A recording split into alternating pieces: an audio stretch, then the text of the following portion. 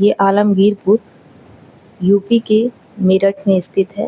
हिंडन नदी के किनारे बसा हुआ है और ये यूपी का पेपर है, तो इसका याद रखिएगा कि इसका उत्खनन करता यानी कि इसको उत्खनन कौन करवाया था।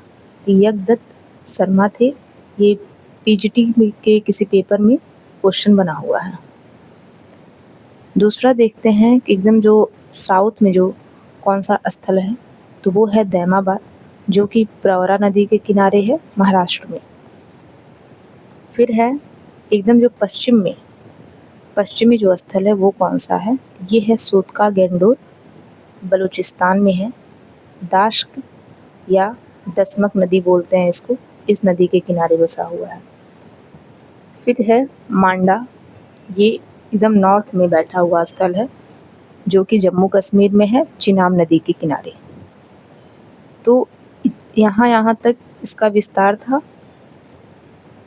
अब हम आगे देखते हैं जो प्रमुख स्थल हैं हड़प्पा सभ्यता के।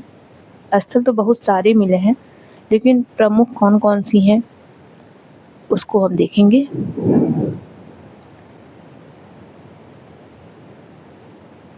पहला है हड़प्पा। ये जो हड़प्पा है ये पाकिस्तान की पंजाब प्रांत में है प्रेजेंट टाइम में, और ये रावी नदी के बाएं तट पर स्थित था। और सर्वप्रथम इसको जो उत्खनन करवाया था वो करवाया था दयाराम साहनी ने, और 1921 ईस्वी में करवाया। जॉन मार्शल के नेतृत्व में ये उत्खनन हुआ था, और ये सिंधु सभ्यता का सबसे पहला ज्ञात स्थल है। मतलब कि इस सभ्यता में जो सबसे पहले खोजा गया था, सबसे पहले जो स्थल मिला था वो हड़प्पा ही था, इसीलिए इसका नाम हड़प्पा सभ्यता भी कहा गया। संपूर्ण जो नगर है वो 2 टीलों में विभाजित था, या कहें तो 2 हिस्सों में। एक पूर्वी टीला, दूसरा पश्चिमी टीला। जो पूर्वी टीला था वो नगर टीला था, और जो पश्चिमी टीला था ये दुर्ग टीला था।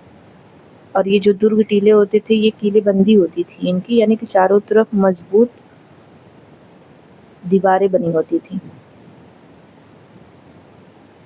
और कौन कौन से अनाज के साक्ष्य प्राप्त हुए हैं वो देखते हैं, जैसे गेहूँ, जौ, बाजरा, मटर, तिल, ये सारी चीज़ें ये लोग उगाते रहे होंगे, तो इसके साक्ष्य मिले हैं।